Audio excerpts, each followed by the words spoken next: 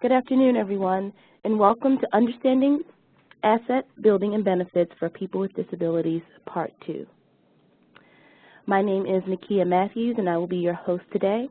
I'm the Technology and Media Manager at National Disability Institute. The audio for today's webinar is being broadcast through your computer. Please make sure your speakers are turned on or your headphones are plugged in.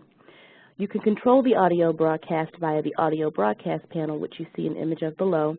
And if you accidentally close this panel, or if the sound stops or becomes unintelligible, you can close and reopen this panel by going to the top menu, Communicate, Join Audio Broadcast.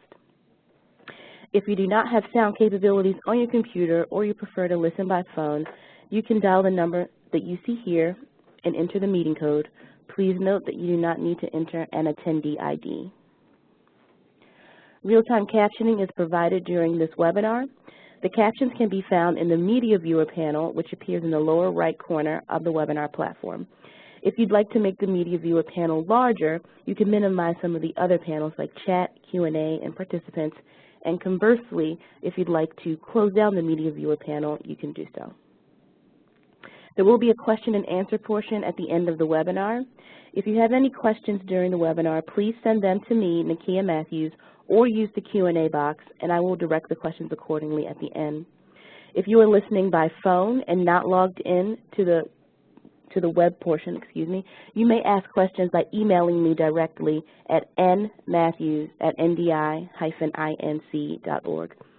Please note this webinar is being recorded, and the materials from Part 1 and today's Part 2 will be placed on the NDI website following today's webinar. If you experience any technical difficulties during the webinar, please use the chat box to send me a message, Nakia Matthews, or you may also email me at nmatthews@ndi-inc.org. We'd like to take time to give a special thank you to NDI sponsors, Walmart, Bank of America, Accorda, Burton Blatt Institute, and our partners at the IRS.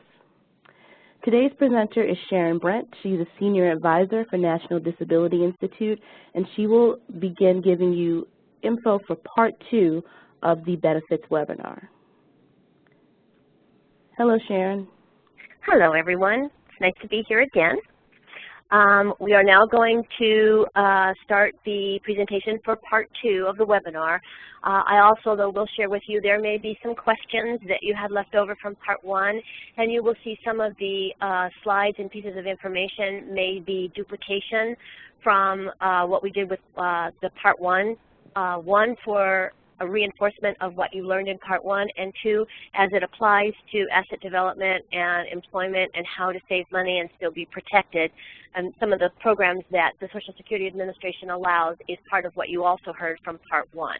So some of that will be also a repetition, but it's only, I can't tell all of you enough how often you can hear this stuff and still learn something new every time you hear it, even though you may have heard it before. So let's go ahead and get started. And again, think about questions that you have that pertain to this particular portion. And there may be some questions that have been left over from the last time, or you had thought of them once we were off the webinar and chose not to submit the questions but wanted to wait until today. So I'm happy to entertain those questions as well, and I will leave a good portion at the end of this so that we have enough time to hopefully answer all of your questions. So let's go ahead and get started. So Part 2 basically is looking at other resources, both state incentives and asset tools that enhance successful employment, so that you have folks that are earning wages and also being able to enhance their asset portfolio or their quality of life based on the fact that they can save money for purchasing things that they want in the future. The webinar objectives today is to have people understand what the Medicaid buy-in program is, what the Earned Income Tax Credit is, and you can see in the parenthesis on this particular slide, the Medicaid buy-in program belongs to the Center for Medicare and Medicaid Services. That's what CMS stands for. The Earned Income Tax Credit belongs to the Internal Revenue Service. Also, there are asset building tools that are called individual development accounts, better known as IDAs, and that belongs to the U.S. Department of Health and Human Services. You also have support from housing, which is the Federal Housing and Urban Development, which is what HUD stands for. And then you also have the employer tax credit, both with the Department of Labor and with the Internal Revenue Service. So those are the objectives that we are going to cover today in some detail and overviews, and give you some resources that belong to your states as well. First thing is, we also realize, and some people asked questions on the last webinar about the policy confusion of making someone prove to the Social Security Administration without a doubt that you're unable to work because of a medical condition, and that it's not expected to improve in the near future. Then the other one is continued eligibility for public benefits only if your total assets remain under $2,000. So here we're going to try to help you save money, but you also need to be aware that this particular rule exists of that $2,000 resource limit, but there are programs that will exclude counting your resources as a resource when it comes to eligibility of the public benefit. So there is policy confusion, and I'm going to hopefully help get through some of that, the weeds today, to help you able to understand the differences and the values of some of these. So it's tearing down those barriers and helping folks understand how even with a disability you can get to that American dream.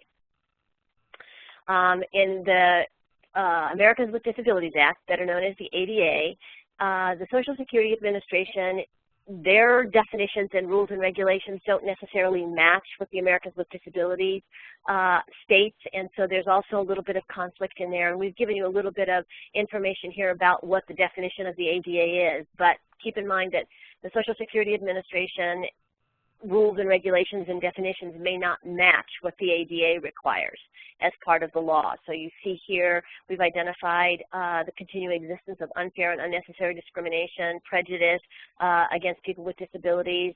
So keep that in mind when we also want to prove without a shadow of a doubt the person is unable to work, and then the Social Security Administration allows certain exclusions and yet doesn't always follow the ADA guidelines. So those are two different sets of rules and regulations, one belonging to the ADA and another set belonging to the Social Security Administration. We're going to break this down in three categories. You can earn it, claim it, and keep it. And we're going to start by talking about the earning part of it. And so those are the three areas that we're going to talk about when it comes to asset enhancement.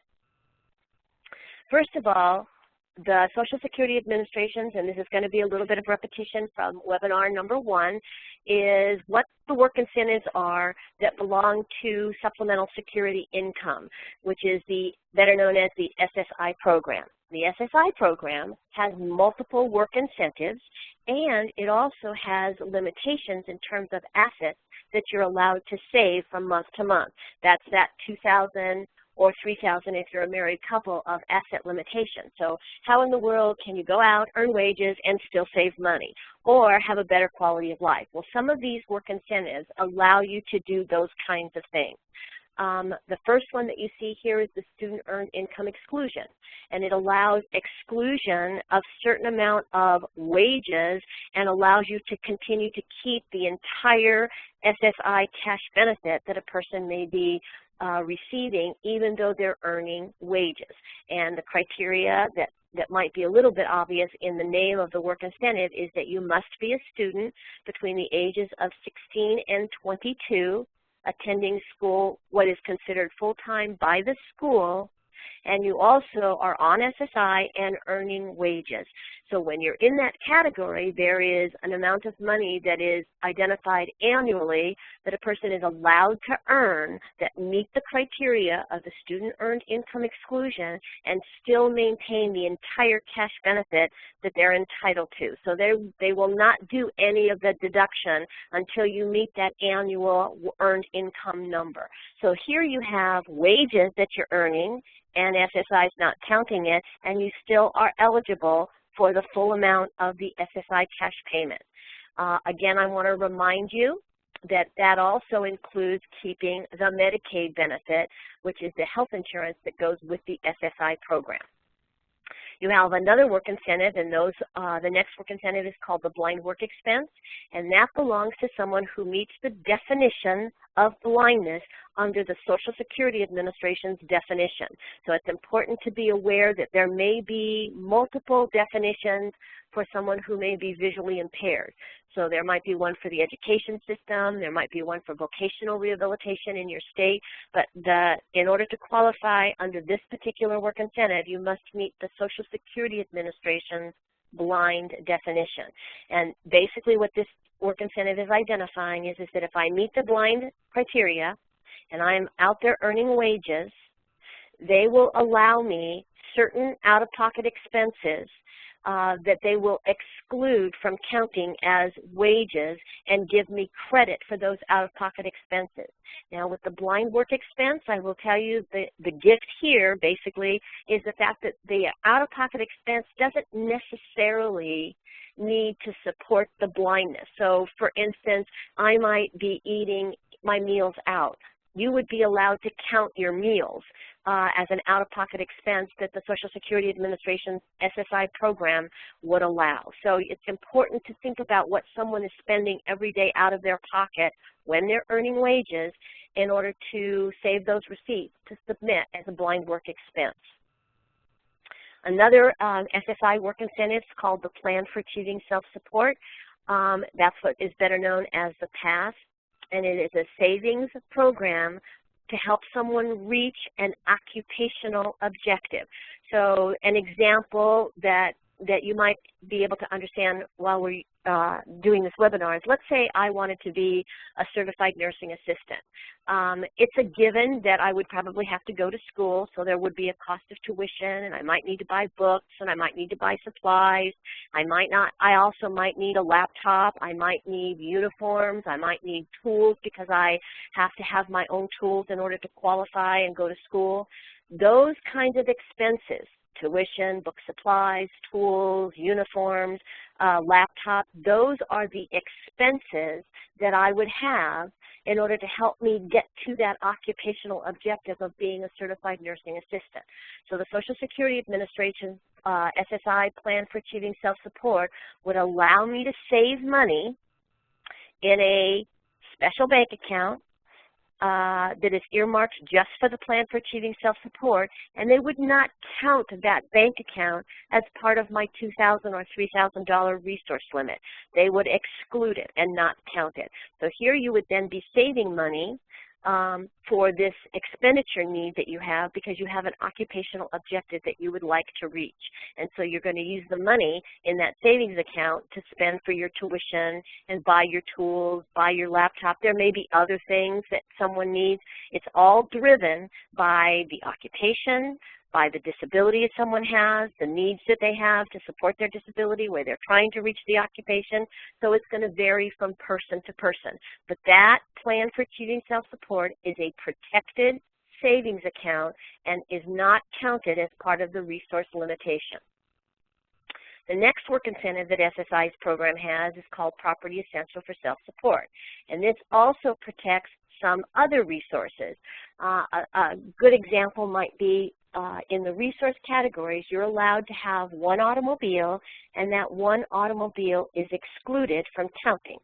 So let's say someone has a business and they need a truck, and that's not the automobile that is being excluded, but it could count against an individual's eligibility in the resource category if they had a truck, yet if the truck was being used to support someone's business, then they would be able to use the Property Essential for Self-Support, use that truck to have it excluded under this work incentive, then it would not count as a second vehicle, and the person would still maintain eligibility to SSI and to Medicaid with only one automobile counting as a resource. And the second automobile, i.e. the truck, would be counted as part of the business, so it would be excluded in the resource category.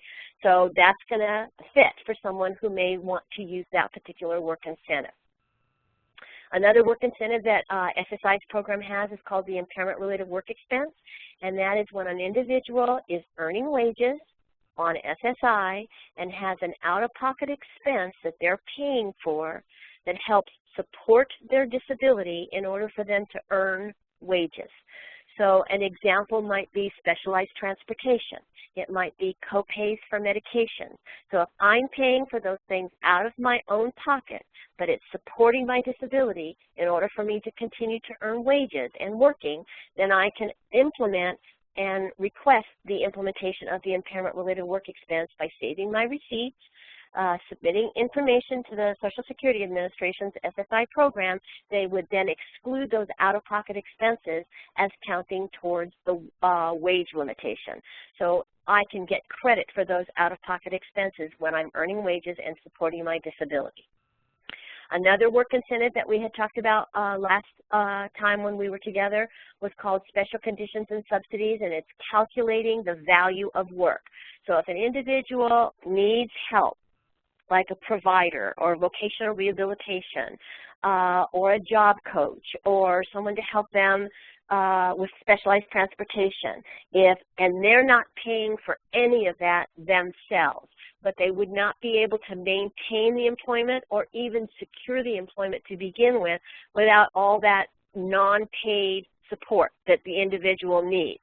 That would then be submitted to the SSI program and show that the person earning these wages still would need help in earning these wages, and without the help, they wouldn't be able to earn the wages. So that's what special conditions and subsidies are, and this particular work incentive is valuable for the SSI program when someone is initially applying for benefits who may already be earning wages. So how do you show the Social Security Administration how a person is earning wages? You provide information on all the support they're receiving at that time in order for them to be able to earn the wages. So a good example of a program that most of us know about that's sort of universal is a Goodwill. So if a Goodwill is the employer or they're the support, not necessarily the employer, but they're supporting me in order to help me maintain my employment, the Goodwill system would be considered a vendor. And without that vendor's help, Sharon would not be able to earn these wages. So that would be special conditions and subsidies. And the other work incentive that's last on this particular slide is, again, the 1619B, and you can see in red where it says protects SSI eligibility and state Medicaid, even though a person may be earning enough wages not to qualify for a cash payment in a month. 1619B would, though, protect the eligibility to SSI, so even though I'm not getting a cash payment, I'm still eligible for SSI, would also protect my state Medicaid, even though I'm not getting at least $1 of SSI, because we know that that's sort of that magic number everybody thinks about. As long as I have $1 of SSI, I get to keep my Medicaid. Well, in this instance, you've learned that having a work incentive that says I might not receive any cash payment from SSI, but because I'm still eligible for SSI, even though I'm not getting a cash payment, I also get to keep my state Medicaid.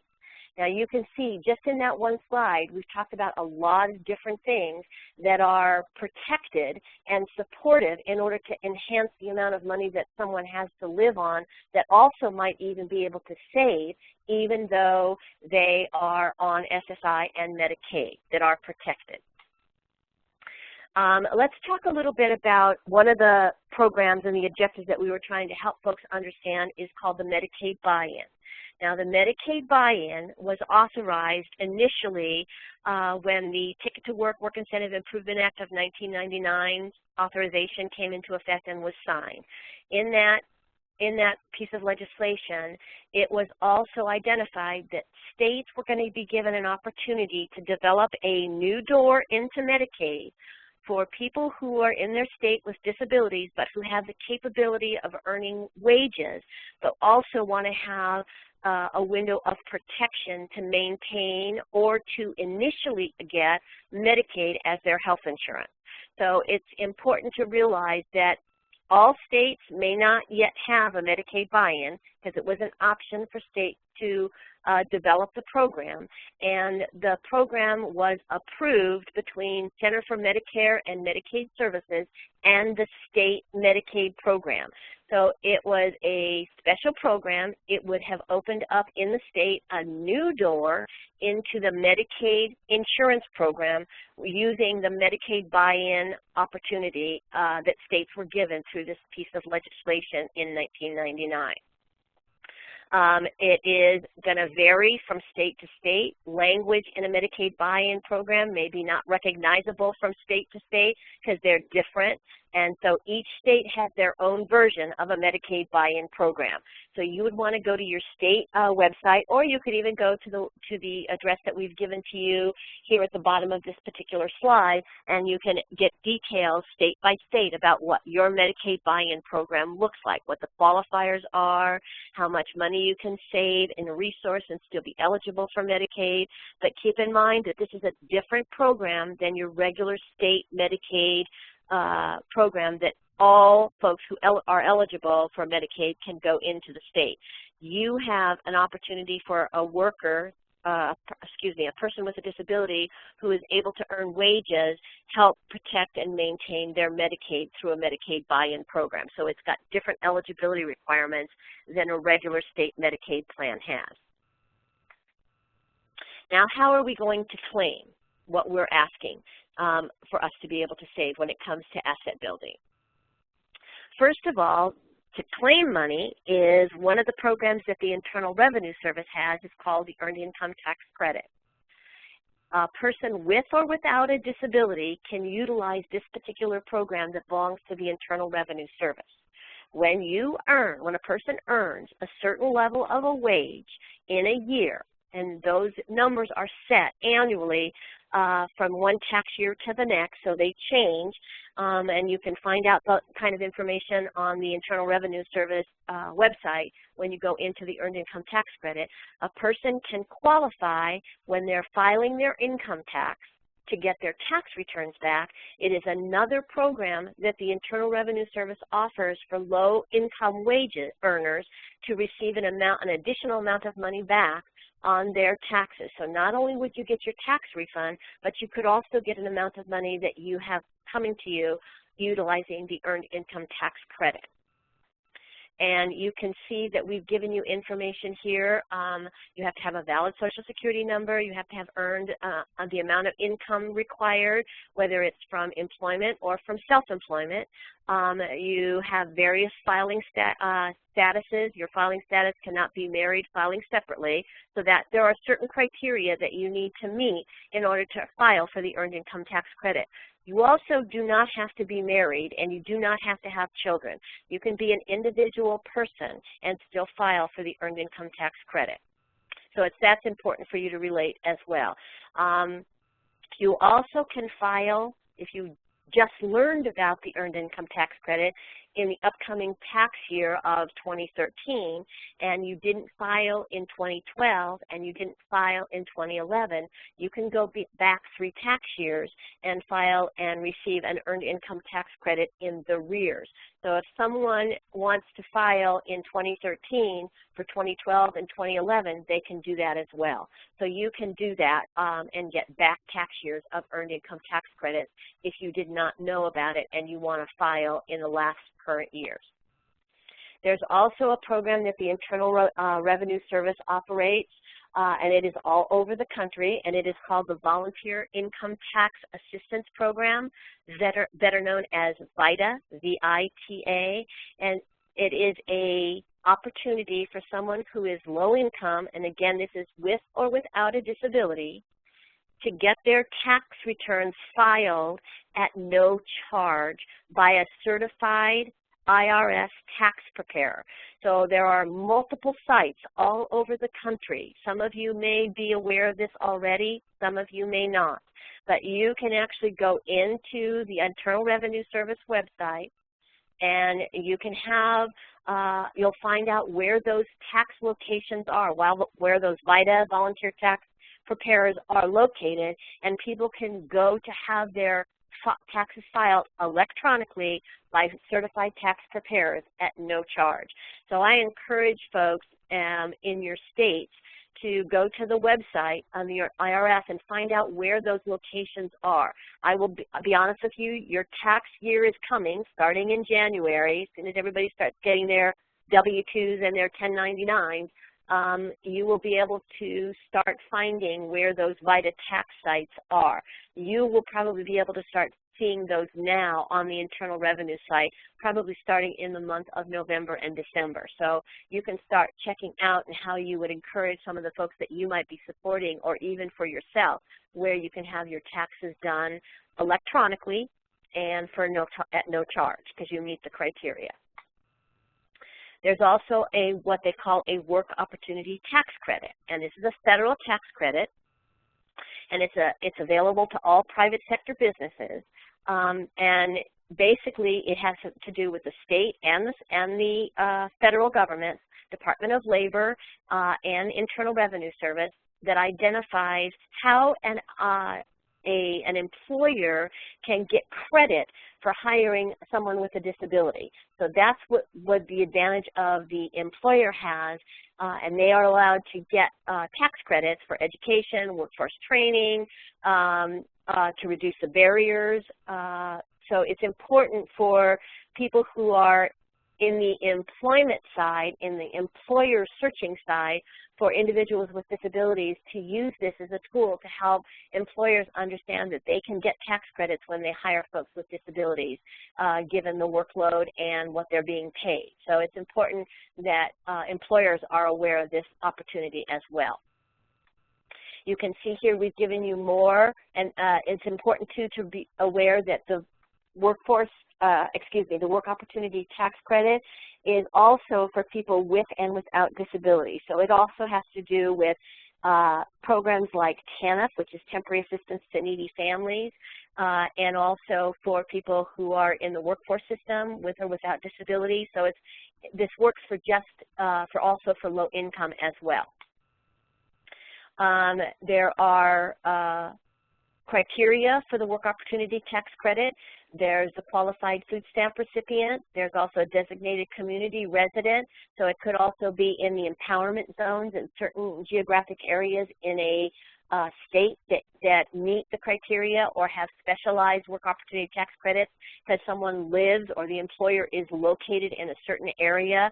And the same way with family members who are receiving what we call food stamps, but it's really more now called SNAP, which is the new program for the food stamp program that we're aware of, and it's for people who are in the range between 18 and 39 years old. So there are criteria that are not just for employers, but also for people who are in some of these other programs that might be able to take advantage of the work opportunity tax credit. You can also see on the next slide, it also would apply for people who are trying to get jobs during the summertime, for the youth for the ages of 18 to 17, and also for qualified veterans. You also see the vocational rehabilitation referrals, the qualified ex-felons, SSI recipients, and then we've also given you a website so that you can go to the website, which you see here, which is http://www.doleta.gov/business/incentives. And if you go to that website, you will find out much more detail on the work opportunity tax credit, which is part of the Department of Labor's Education and Training Administration. So I encourage you to find out the value of the work opportunity tax credits in different categories. Now, how do we keep what we earn, and how do we build an asset portfolio when we get to keep the money? The Social Security Work Incentive Programs, again, Social Security Disability Insurance, SSDI, has no asset limits. So if you're receiving a disability insurance payment and you are receiving Medicare, because that's the health insurance that goes with disability insurance, you have no asset limits with those two programs. The example I use, you can have $1 billion in the bank and you're still going to be entitled to the disability insurance payment and Medicare. So there's no asset limit to that particular program with the Social Security Administration. If you need to be eligible for supplemental security income and you need to be eligible for Medicaid or food stamps or housing subsidy support, that's when you're going to have your asset limitations. And each program has those limitations. But there are also protected savings options when you are on those kinds of benefits. The first one we've talked about already in some detail belongs to the SSI program called the Plan for Achieving Self-Support. And again, that's helping someone reach an occupational objective.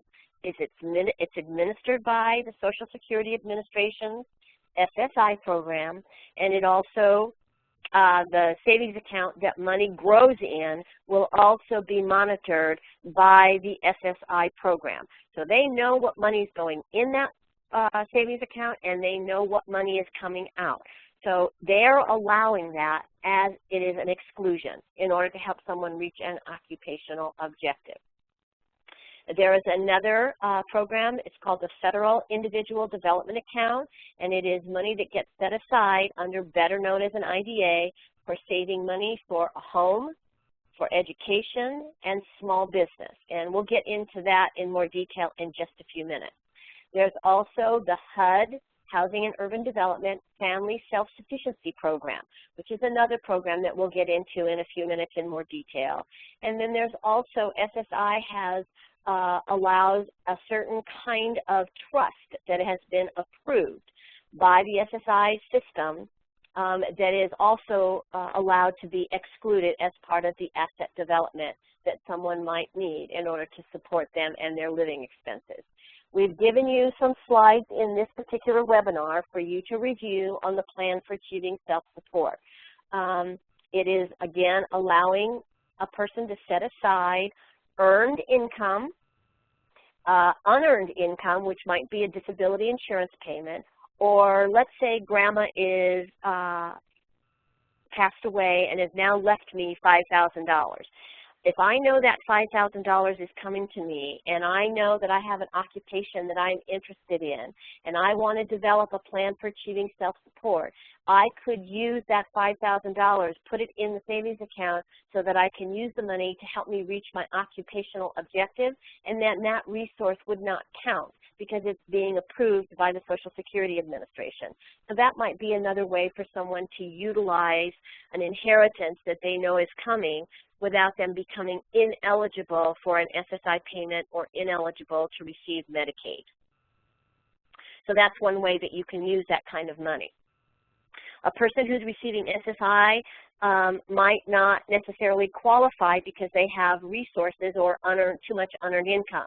If you remember, someone had asked a question the last time in the other webinar that if I'm receiving, let's say I'm receiving $1,020 a month from disability insurance, would I qualify for any SSI?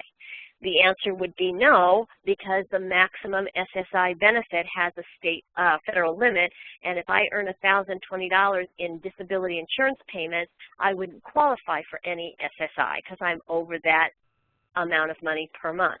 But I could take some of my disability insurance payment, which is considered unearned income to the SSI side, and save that to help me reach an occupational objective, and because I'm saving a percentage of that money, it might then qualify me to receive an SSI payment because SSI would no longer count all of my DI because they would allow me to save it to help me reach for that occupational objective. Now, I know what I just said may sound totally confusing, but I will tell you that there are people in your community that would be able to help you figure this out. And it's also, again, I would encourage folks to go on to the Social Security Administration's website and look at the programs because they will give you a tremendous amount of details as to how this works. There's a publication that they put out. Some of you may know this publication. It's a good resource for you, and it's a good resource for the folks that you're supporting. It's called the Red Book, and you can download it. You can even request multiple copies of it from the Social Security Administration to use it as a resource to help folks start to learn in detail about some of these other programs that we're talking about today on this call. You can see that there are certain criteria that the plan must have. There has to be a work goal. It has to have a time frame to it. It has to show where the money is coming from, and you have to show how the money is being spent. It has to be in a separate bank account. It can't be commingled with any other money that you already might have. It is going to be administered and monitored by what the Social Security Administration calls their PASS cadre, which is a specialized group of individuals.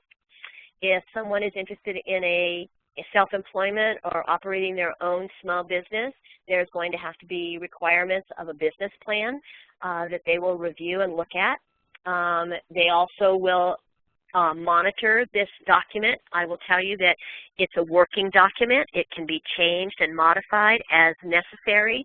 So nothing is ever carved in granite. Things change, costs of equipment and items may change, and all you would have to do is communicate to this specialized group of folks called the PASS cadre that it's a working document. It's not carved in granite. So I encourage folks to use this. It's a great work incentive. It gets you to reach help you reach an occupation that someone might be interested in, and also allows you to save money in order to pay for the expenditures, because sometimes going to school, books and supplies, schools, starting a small business, maybe people say, I don't have any money, but there's a way for them to save money and then use that money to help them get to reach their goals. So I encourage folks to learn more about this particular savings plan that is protected. So I could have $10,000 in a plan for achieving self-support bank account, and I am still not going to be considered over the resource limit and still be eligible for SSI and Medicaid because it's a protected program. We've given you some websites here for more information on learning about how to write and develop and criteria for utilizing a plan for achieving self-support. These websites are working. They're hot. We checked to make sure that they were all there and still working, so I would encourage you to use some of these websites as well to enhance your learning and understanding of how do you get to writing and utilizing a plan for achieving self-support and still be protected. The next incentive that we looked at that also is a savings program. It belongs to the U.S. Department of Health and Human Services, better known as the Individual Development Account, IDA. And an IDA is a matched savings program for someone who is low wages or has a disability, so it's for people with or without a disability. And it allows a person who qualifies to enter into one of these programs who is earning wages to save money, and it gets matched by the IDA program. Now, how does the IDA program get their money? They apply to the U.S. Department of Health and Human Services for, they submit their proposal for the plan that they want to develop. They request a certain amount of money. If the federal government agrees with them, they give the federal money is given to the program, but the program is not allowed to spend a dollar of the federal money until they can match it with a private dollar. So they would have to do fundraising, or they might be involved with an institution who is willing to donate the match dollar. So let's say I'm a program and I got $50,000 from the federal government, from the U.S. Department of Health and Human Services, and I did fundraisers and I have now earned another $50,000. So I'm now going to match what the federal government has given me, what I've earned, what I found in fundraising. So now I have $100,000 to work with. Now I can open my IDA program and I can start to look for participants who meet the criteria. So now I have and let's just say as an example, we'll just use one person. I have somebody who is got a disability, they're earning wages, and they're interested in saving money to start a small business. I can only save my wages. I cannot save SSI. I cannot save disability insurance. I can only save wages in order to help me reach my occupational objective under an IDA of starting a small business.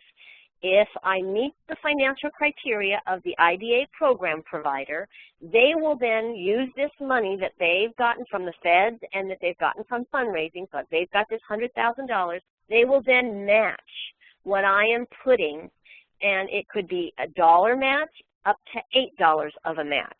So if I save $25, they can match it dollar for dollar, and they can then put $50 into my IDA, or $25, depending on the program. And it's going to vary from program to program. It could be a program who's only going to do an IDA for small business. It could be a program who's going to do an IDA for all three allowable savings. And again, the allowable savings is for home ownership, starting a small business, or for going to school. So those are the three things that an IDA can be saved for. And you can see on the next slide that we've given to you, again, this is a federal IDA program, and it is for people with and without disabilities. So that's why you also see here in the second bullet on this particular slide that talks about, again, the TANF program, the Temporary Assistance to Needy Families. Those folks meet the criteria financially because they're low income, and it's a way for them to save money while they're still trying to reach some sort of goal of home ownership, education, or starting a small business. So it's important that you also know that SSI recognizes the IDA program as a protected savings. Medicaid recognizes it as a protected savings. The food stamp program recognizes it, and so does the housing program. So if you're in an IDA program, all those other federal programs that always have financial eligibility criteria will recognize this savings program, and it will be protected. So you wouldn't lose your eligibility if you have money growing in one of these IDA accounts, saving for one of those three opportunities. So slide we've given you what you can purchase, and again, it's a home, higher education and training, or starting a small business. So it's important that you learn more about the IDA program. We've given you a website so that you could find a provider in your state. All states may not have it. Sometimes the states are very localized and it may only be in one community. So it's going to vary from state to state because it depends on which programs have gone after that federal dollar that the Department of Health and Human Services has offered. Then the next program that you have that you can look at as a savings program and to enhance someone's ability to have more assets and also more a better quality of life is the HUD Family Self-Sufficiency Program. And you can see here that it's a program that HUD operates, and again, HUD stands for Housing and Urban Development, and who is receiving a voucher for living in a home. And the goal is to goal is to set an employment goal and advance their self-sufficiency. So that's what the whole program is supposed to do for families. And you can see that on this particular slide, they outline the goals and services. It comes under a very particular law that was set in 1990 under a section for the National Affordable Housing Act. So you can see a lot of the details are in the HUD system. It is helps provide services, and this is a laundry list, but it is not exclusive. There may be other things, but the big ones are child care, counseling, transportation, household skill training, education, job training, home ownership counseling, and that's not just the limit. So there could be other things that a family might need that could get covered under the Family Self-Sufficiency Act. It also has a website on this particular slide, so we encourage you to go and look at that slide for more details and also to find out what is available in the states that you're actually living in or the states that people are living in that who are interested in that particular program. The next thing we talked about in the objectives that we were trying to reach is what special needs trusts look like and what they were. There are different kinds. And a special needs trust, for those who don't know this, is intended to provide an individual with needs by supplementing public benefits. So it's not to replace public benefits, but to supplement, to provide someone with a quality of life that we know that, for instance, an SSI check would be very difficult to provide. It's pretty hard to have a good quality of life living on such a limited amount of money every single month. So someone might have a trust. Now, again, it's important that we understand how these trusts work, because we don't want the public benefit system to count this, because a person may not have access to the money without someone overseeing it. A trust can be established and administered by an individual, by a trustee, by a financial institution, so it's going to vary depending on how the trust is written. The individual or their family might support other activities with the trust. It also, I will tell you, is a legal document, so it has to be approved, usually written by an attorney, usually a planning attorney who knows how to write special needs trusts and understands the connection between a special needs trust and someone who is needing to be on an SSI payment or receive Medicaid as their health insurance, or needs food stamps, or may also be in subsidized housing, because again, it's important to realize that money that's set aside has to be protected, or they could count that money and an individual may not be eligible for all of those other support systems that they're currently receiving. So you want to have someone who understands the connection between public law and public benefits and writing a special needs trust. There are different kinds of trusts. Usually a family type is a special needs trust that a family puts together on their own with an attorney.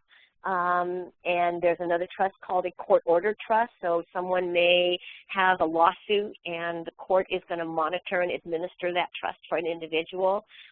Or there also could be what's called a pool trust. They're all different kinds of trusts, and they all operate and count differently. We have given you documentation here because, again, special needs trusts can be very complicated. They're legally binding. It's going to vary from state to state, so it's important to realize that you might have a trust that you've developed in one state and you move to another state and the same rules may not apply, so the trust might have to be updated in the current state that you now live in. And it's important to realize that it also is a legal document and must be approved by courts and also by attorney. So you want to make sure that you do this correctly. We've given you some websites that you can go and look on. We also have given you the spotlight for the Social Security Administration's SSI program and how they review and how they view special needs trusts. So we encourage you to look at those documents as well. One of the things that is something that we don't do a lot, and when I mean we don't do a lot, those of us who work with folks with disabilities tend to always be concerned about assets and what people understand about money. So financial literacy is not something that's been on our radar screen for years and years and years. It's been on National Disability Institute's radar screen for probably the last 10 years, because we realize that this is an area that we haven't educated people with disabilities about, because it's always been something we were afraid to talk about because of the asset limitations and eligibility criteria that people have.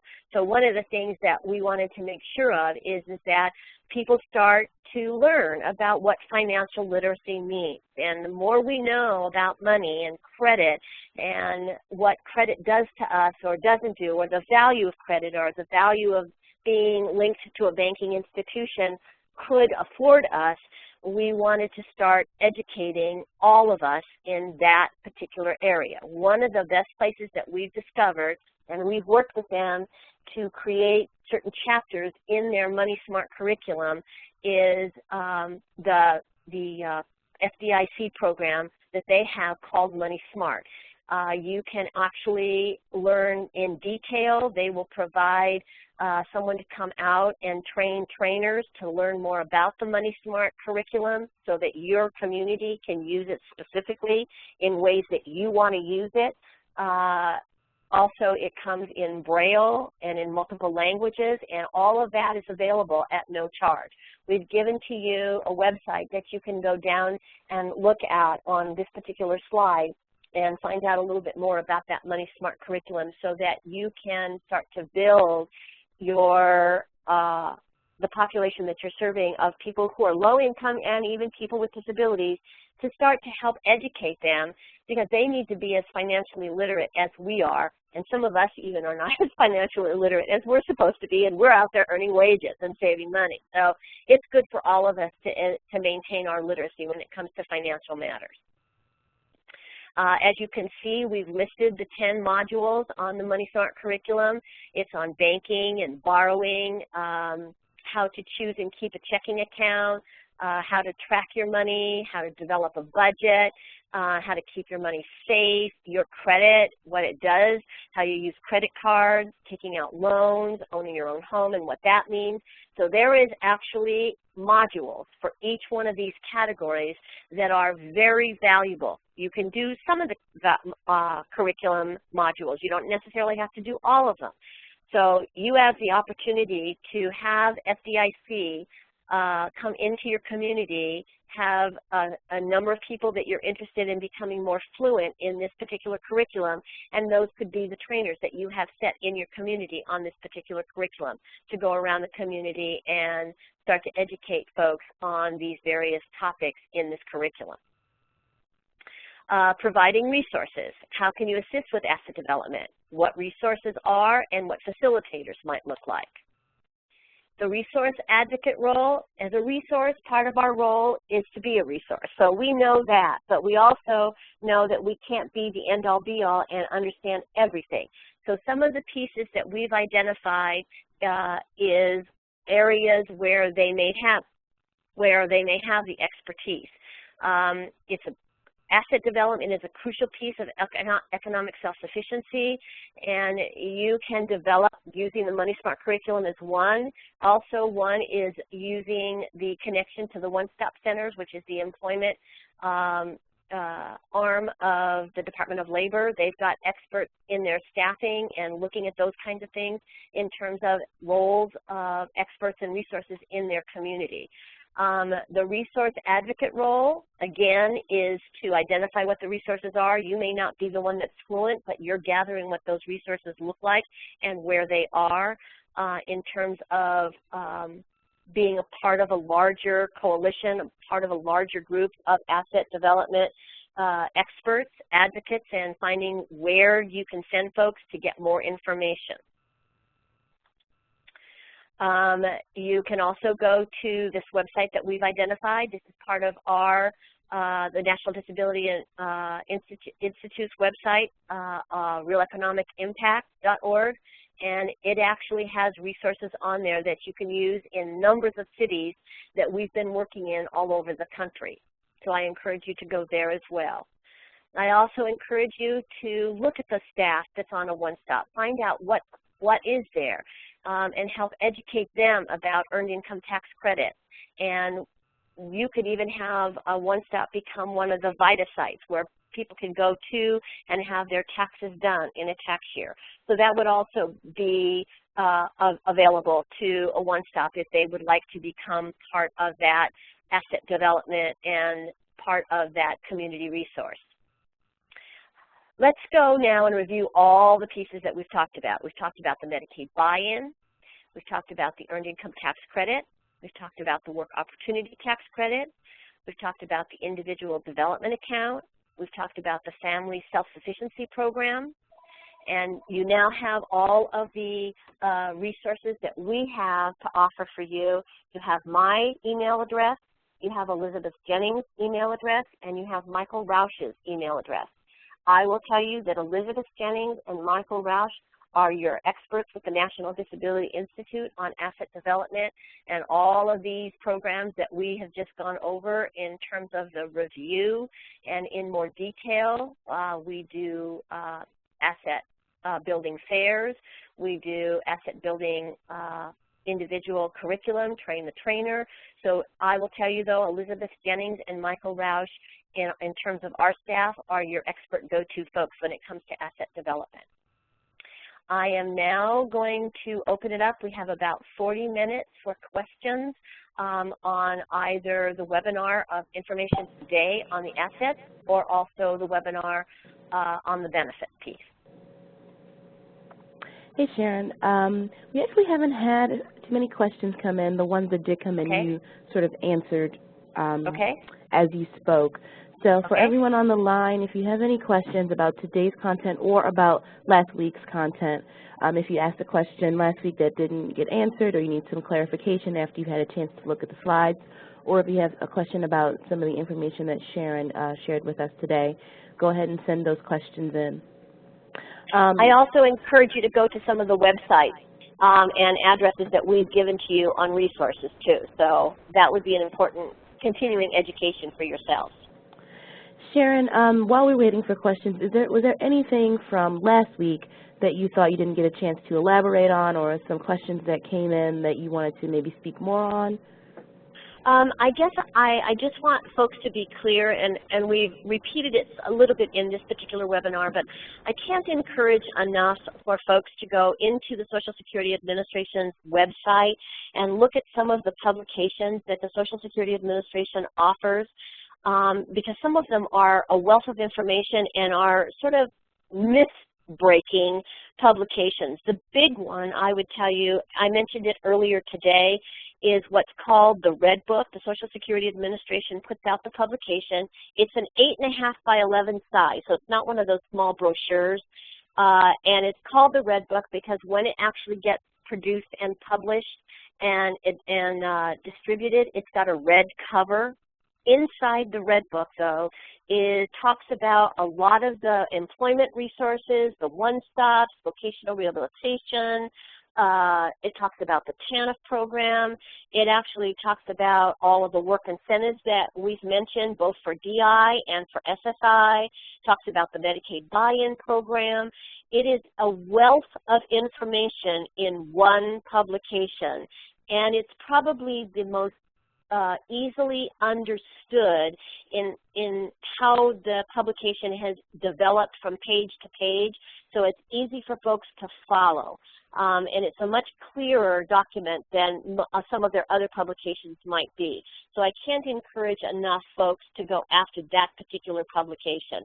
You can download it from the Social Security Administration's website, or you can bookmark it, but I encourage you to actually get the publication. If you download it, even if you did it in a PDF format, it's going to be about 150 pages downloaded. So depending on how much paper you want to use, you might want to ask for the publication instead. Hey, Sharon. We got a few questions in, and just so everyone knows, I shared the link to the Red Book in the chat window there so you guys could find it. Thank you. So our first question is, a past plan must be specific to a work goal, but not necessarily specific to the disability? That is correct. What happens is and all they're going to look at when they're looking at the occupational objective that someone is interested in. When it comes to the disability itself, the only question that they're going to make sure you can answer, is it reasonably attainable for a person with a particular kind of disability to actually go out and do this job? Now, I'm going to be very gross in terms of the example that I give you, and I'm going to share it. It's a personal example. I have a 38-year-old son, Andrew, who is a quadriplegic. He's on the severe end of the side in terms of disability. So let's say he wanted to be a carpenter, and he needed to go out and get tools, and in order for him to be a carpenter, he's required to come to his own tools. Given the fact that Andrew is so severely disabled and he is a quadriplegic, that would be clearly not a reasonably attainable goal for a person like Andrew. So they would deny that as an occupational objective that's doable. So the only link to the disability is the occupational objective. Is it reasonably attainable for a person given the disability to reach that occupation and actually do that job? That's the only piece that they relate to the disability in terms of approving a particular occupation. I hope that answered the question using that example. Thanks, Sharon. Sure. Our next question is, and this kind of goes back to the first webinar, does a retirement check count against Social Security, and I'm assuming this is account against SSI, at the age of 62? A person that has had to quit work because of physical issues, this is for a person who has had to quit work because of physical issues that won't allow him to continue in his job. So will getting retirement affect you, once you start to get retirement at 62, will that affect the SSI that you're getting before that point? Okay. If a person is got a disability and they have been proven disabled by the Social Security Administration, and they're receiving an SSI payment. So remember that there's two programs. There's SSI that doesn't require to have a work history, and then there's also Social Security Disability Insurance that does require a work history. So you have two programs that you could possibly qualify for in terms of a cash payment. But let's go to the actual question. So I'm on SSI, and I reach 62. And now I have enough of a work history to retire, and I get a retirement payment. SSI would be required to look at how much money someone is receiving under a retirement payment. They would call a retirement payment unearned income, and depending on how much money I'm getting every month as a retirement payment, would that affect my SSI payment? Yes. What they would do is they would deduct, and they would exclude $20, they would not count, of the retirement payment. Then for every dollar after that first 20, they would reduce the SSI payment by $1. So SSI is required to look at everything that someone receives coming to them every month before they give any SSI out. So they would look at unearned income, they would look at wages, they would look at retirement, they would look at resources. So they're required to look at all those unemployment, workman's comp, any of those kinds of monies that come to a person. SSI is required to look at before they give an SSI supplement. Hopefully that answered the question. Thanks, Sharon. The next question is, what other resources besides a car do not count as assets? Okay, there's a huge laundry list of resources that could count.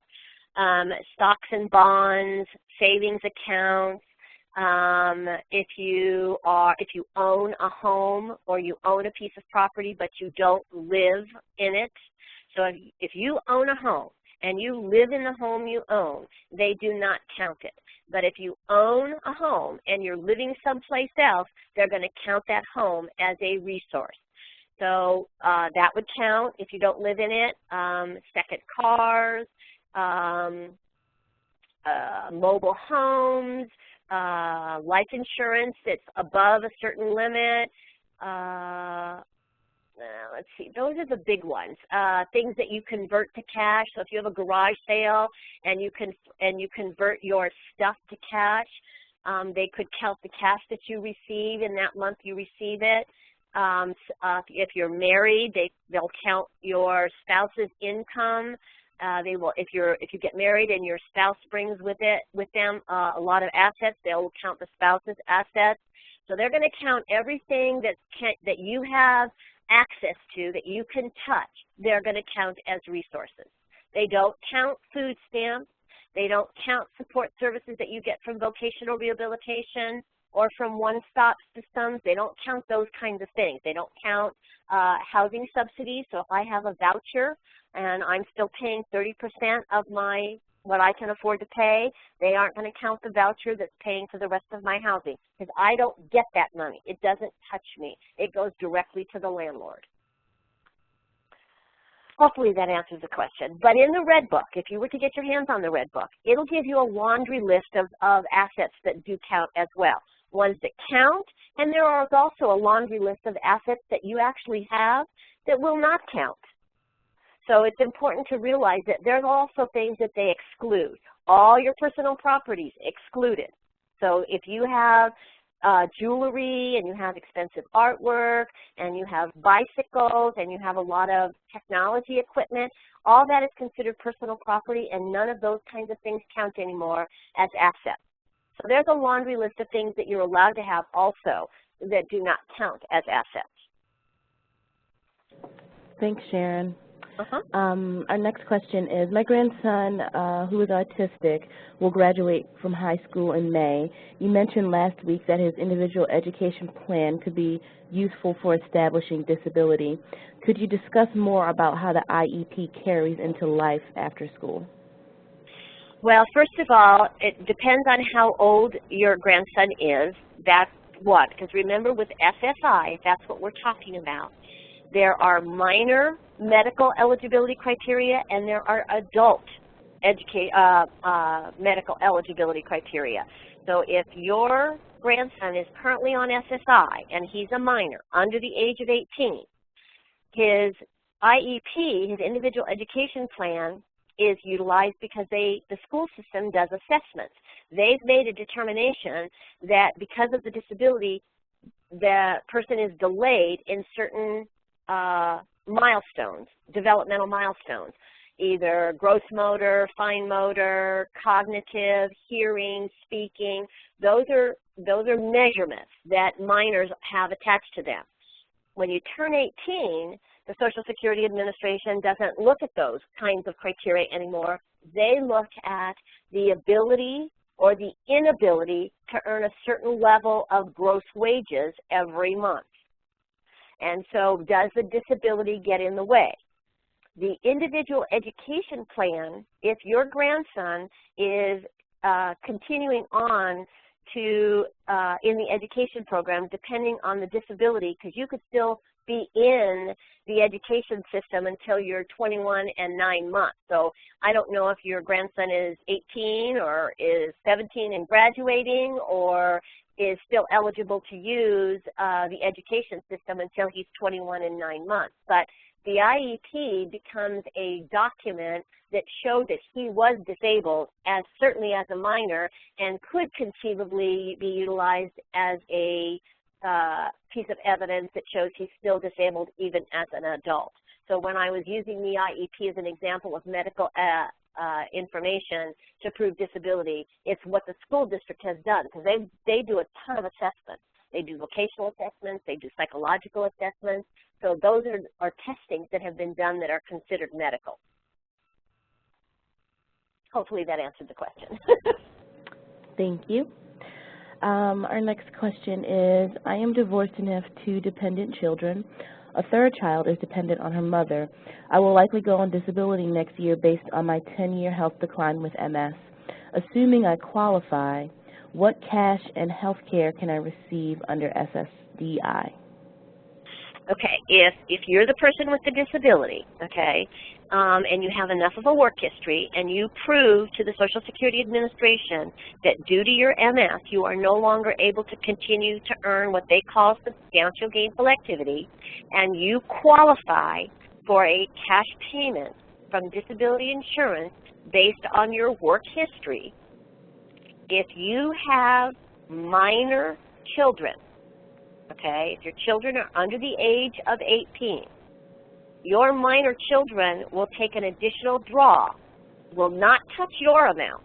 You're going to be entitled to whatever you're entitled to, but your minor children will get what's called a dependent minor benefit. Your ex-spouse, did I hear the question right, that they're divorced, is that correct, Nakia? Yes. Okay, the divorced spouse, depending on whether or not she's remarried or he's remarried, and I don't know if it's a he or she I'm talking about, but if the spouse itself, be it whatever, male or female, is remarried and you're on disability insurance, or they're not remarried and you're on disability insurance, doesn't really matter, because only on retirement does a spouse become eligible for another spouse's work history, not under disability insurance rules. So under disability insurance rules, only dependent minor children and adult children with disabilities would be entitled to any of a person with a disability's work history under DI. spouses are only connected when it hits the retirement rules, not the disability insurance rules. Hopefully that answers the question. And the health insurance, if once 24 months after you're on disability insurance, when you qualify for that cash payment because you've proved you're eligible, you will then qualify for Medicare. So that would be your health insurance that would go with the cash payment. Thank you, Sharon. That seems to be all the questions we have for now. We still have a little bit of time left, so everyone, if you do have any questions, please feel free to send them in. You can use the chat box, the Q&A box, or if you're listening by phone, you can send me an email, nmatthews@ndi-inc.org. And if you look at the last slide on what we provided to you, you also have my email address, Elizabeth Jennings' email address, and Michael Rausch's email address. Okay. So you can also, and I'm sorry. Oh, sorry, we did get another question in. Okay, okay. So someone asked a question last week and was advised about the money follows the person concept. However, in my state, this is only available for individuals with disabilities living in the community. Is there a provision under long-term care Medicaid that will allow a person who needs nursing home care to work yet retain the SSI used to fund his nursing home care, provided that his wages stay below a certain level? Correct, yes. You can be in a nursing home and still be earning wages and still be eligible for SSI and Medicaid as long as you meet all of the criteria, both financially and medically. There's nothing that says that because I'm living in a nursing home, I'm not allowed to go out and work. Okay. So hopefully that answers that question. Next question. If a disabled child receives SSI through the state, once that child turns 18, how do we continue those services? Okay. First of all, the state does not control the SSI. SSI is a federal program. What the state provides is the Medicaid, and there could be a state supplement to the federal SSI program. But the federal government is the one that administers the SSI program, not the state. So if I am a minor and I qualify for SSI, I will be getting a federal benefit, and depending on how much I'm getting from the feds, I may or may not, or if the state doesn't even have a state supplement, I would only be getting the federal amount. But it's a combination of the two. The majority of the states do not have state SSI supplement. There are a crop of states that do, but the majority of the states only have the SSI supplement from the federal government. When I turn 18, so having this minor receiving SSI payments currently, they're receiving it because they meet the definition of disability under the minor regulations, which are the developmental milestones. As soon as that minor turns 18, the disability may still be there. That may not have changed. But does now the disability meet the adult definition, which is the inability to earn substantial gainful activity because of the disability?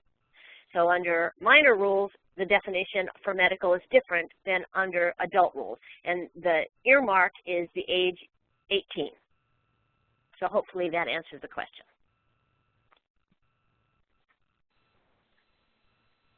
We had the asker send in a clarification. This payment is considered alternative maintenance from adoption through foster care that designated her disabled. Okay, so now that's a different amount of money. So that's a foster care dollar.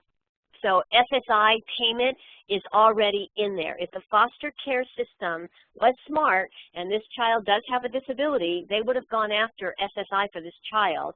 Then the money goes to the foster care system, and then that foster care dollar then gets transferred over to the parent who's providing the foster care, and the SSI supplement is within that because the foster care system is receiving it. So when the child turns 18, and if the jurisdiction of the foster care system is no longer in place because they're now considered an adult, then I'm hoping, I would hope, that the foster care system has a plan to help someone understand what this individual adult will need and will help transition from being a minor to an adult in the community and have someone help that 18-year-old apply for SSI as an adult, if that clarifies it a little better. But that, yeah, that helps me understand why you called it state. Okay. Thank you. We have another question. I think this is a question that's been asked a bunch, but again, we can always hear the answers Hear it again.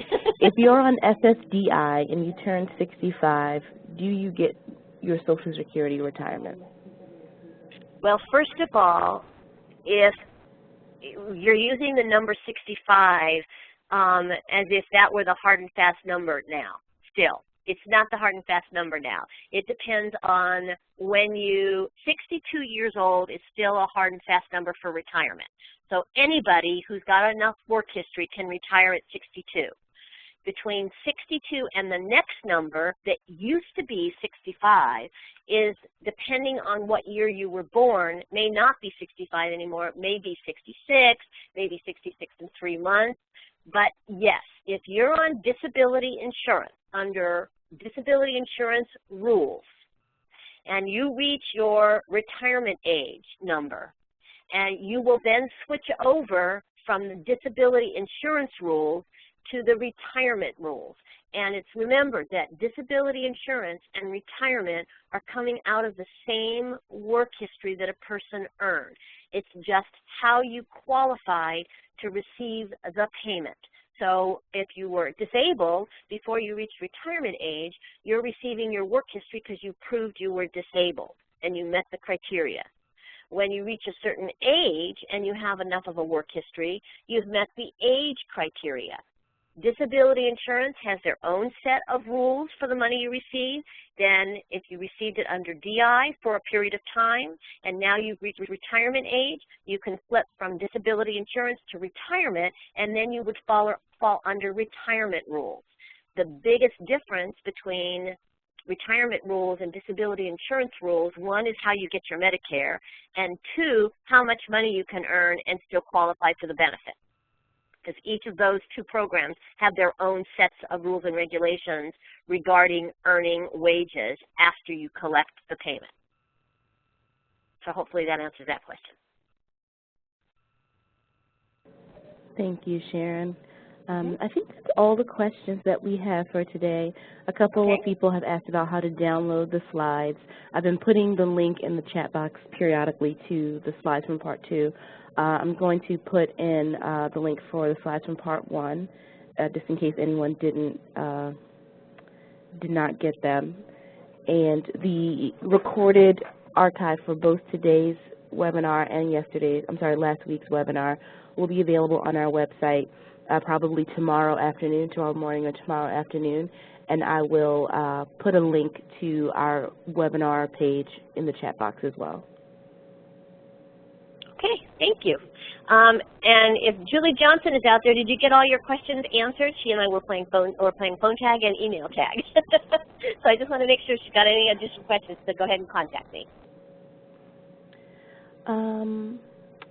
I think that's it. Okay. Thank you very much for your attendance and for your willingness to learn something that's pretty complicated. We'd like to again thank our sponsors, Walmart, Bank of America, Accorda, the Burton Blatt Institute, and our partners at IRS. We will be sending out information about our next webinar, which will happen in the month of October. And please fill out the survey that you'll get once this webinar ends. And we really thank you all for attending today. Have a good day. Bye, everybody.